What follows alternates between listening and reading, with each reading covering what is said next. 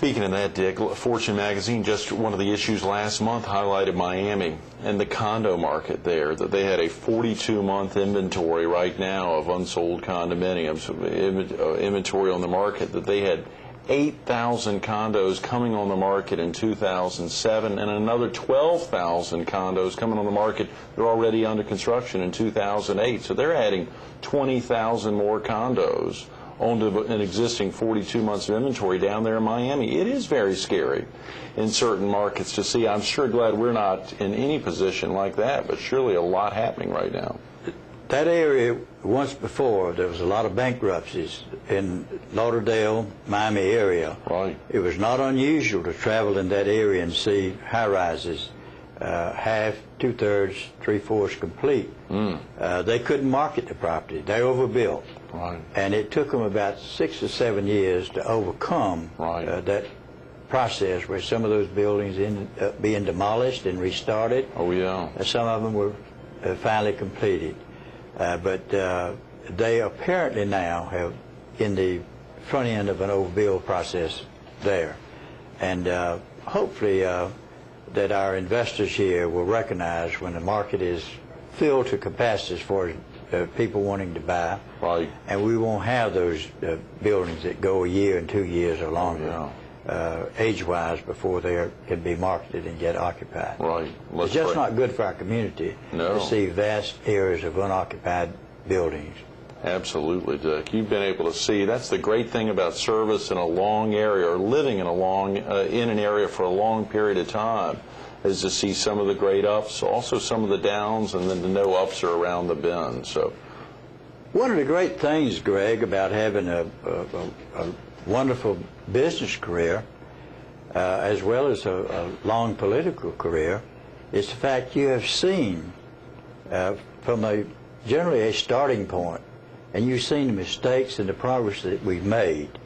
And hopefully as a result of that background of long term in this area, we can be a part of helping prevent the negatives that we allow ourselves to grow into from this point on into the future. Right. And that's one of the good things about knowing from whence we came, and being able to decide we want better in the future. Yes. Dick, I've got to read this. I saw this yesterday when doing a little research on you. 100% attendance each day the House was in session for 10 years. You served in the State House from 1982 to 92.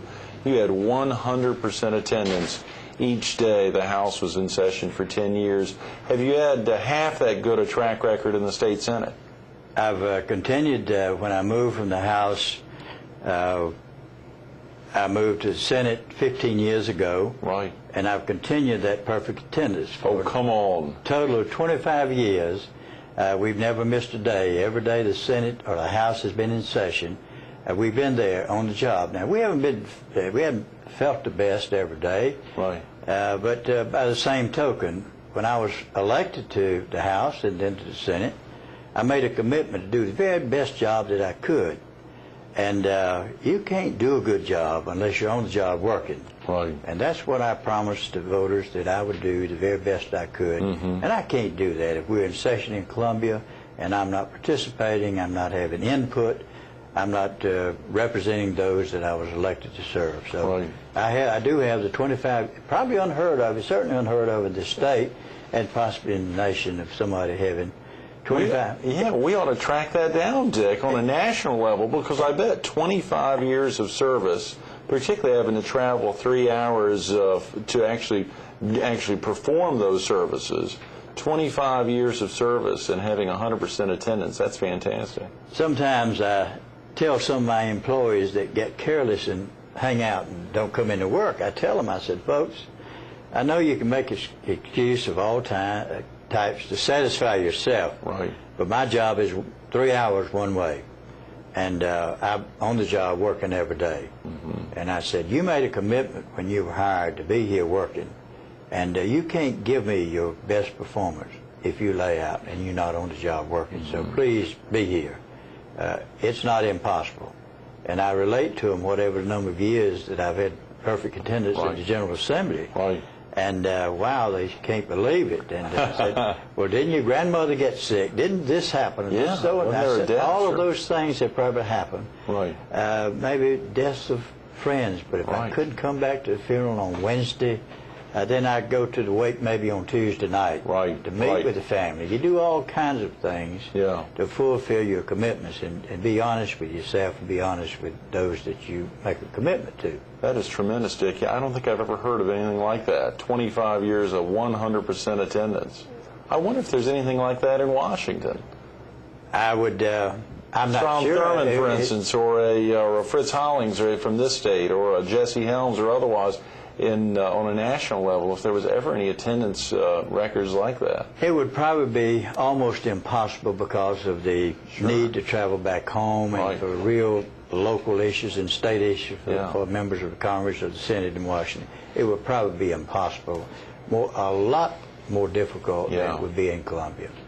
Ed Young was with us last year, and we were thinking about, obviously, service in a large area, but then that desire to leave your local level and travel to Washington. Did you ever think about possibly running for a national office, running for a service either in the 6th District or the 1st District or whichever district at the time? I did, Greg. The 6th District Congressional Office was open back in the 70s. I looked at that opportunity, and then having flown in and out of Washington so many times, Sure. trying to help the counties. That time we were involved in county government, Right. and earlier as a member of the Grand Slam Water and Sewer Authority, trying to get grants to put in water and sewer facilities for Sure. the county. Every time I go to Washington, I was real happy to see Washington over my shoulder as I was leaving. As you were coming home. So as I thought about it, it was a fleeting thought because I really do not like to stay in or around Washington. It's just not my cup of tea. Mm-hmm. And so for that reason alone, it's not an environment in which I want to work. Right. It is almost a 3-hour drive for you each way to Columbia, isn't it? 3 hours. I stop and fill up with gas. Right. And take a walk around the car. And I allow usually 3 hours to get there. Have you ever had any close calls on the trips? Any crazy drivers coming near you over 25 years? Any things that really caught you off guard on a trip, or any memorable experiences on that 3-hour trip? Not really. I never had an accident on the way, and while I've traveled back and forth to Columbia, every series of roads that you can possibly travel. In recent years, I've generally confined the travel the best I could to 4-lane highways and take the safer route, even though it might take a few minutes longer. Sure. And then you watch out for the fellow motorists out there, and you drive for both of them, you as well as the other driver. Mm-hmm. And so we've been fortunate, have not had any kind of accident. I remember driving to Durham one day, and here on my left, I'm in the right lane, here comes Luke Rankin on my left and waving as he drives by. Have you all ever carpooled together, either you or any other state house or state senate members, when you all are traveling up there? We don't for Maury County, not very often at all, because once you get to Columbia, we live at different places normally, and we need a car there. So unless we had a car and left at some place in Columbia, we need ground transportation during the week up there. Now, some of those senators and House members from the more urban areas like Charleston, Greenville, they can carpool because they live a half a mile from each other sometimes. So they carpool. It's difficult for us in Horry County to carpool. We got about a minute, Dick, and I want to talk a little about the Northeastern Strategic Alliance. We may have to talk. We may need to talk some about that if you're willing to come back and be with us tomorrow to talk a little more. Of course, transportation. When we're thinking about all that driving, transportation has got to be something big on your mind. Transportation has been, continues to be, and will be a major problem, not only on my mind, but it's a major problem for the entire region. The NISA that you referenced is a vital tool to help us keep in place I-73. Oh, yeah. We need to get number 9, 4-lane to I-95 and points beyond. We need to continue and complete Carolina Bays Parkway on the south end. We need to extend Carolina Bays on the north end and connect with Highway 74 in North Carolina. There are several other area roads that we must upgrade and do it on a short order. So, yes, highways, transportation is a very vital part of what we got to be about if we're going to keep the quality of life that we want and desire in this community. And we have a lot of work yet to be done. That's tremendous. You also mentioned your brother-in-law, I think, heads up the Highway Commission. Is that correct? My brother-in-law was recently elected as chairman of the Reformed Highway Commission. He's been on there 3 terms before this particular term, and he's been instrumental over the years, and I was in the room when he made the motion to build the Conway bypass. Tremendous. He was also part of the team that joined with us on another term to build the Carolina Bay Parkway. Great. So Bobby Jones from Camden, South Carolina, my brother-in-law, has been an instrumental role to help us, played an instrumental role to help us in Horry County get a backlog of roads in place over the last 15 years. That's tremendous. Been a tremendous help to us, and his job is not completed yet. Good words. Dick, would you be willing to come back and spend a little time with us tomorrow morning here at Advanced Audiology? Greg, I'd be happy to, and serving in the public is such an exciting event. I'd just simply like to, you're such a wonderful host to chat with, and I'd be delighted to. Good. Okay, great. Thanks so much. Absolutely. Stay tuned to more Carolina People with Senator Dick Elliott coming up next. Think about that, 100% attendance in the House. Each day it was in session for 10 years. 100% attendance in the state Senate for each day it was in session for 15 years.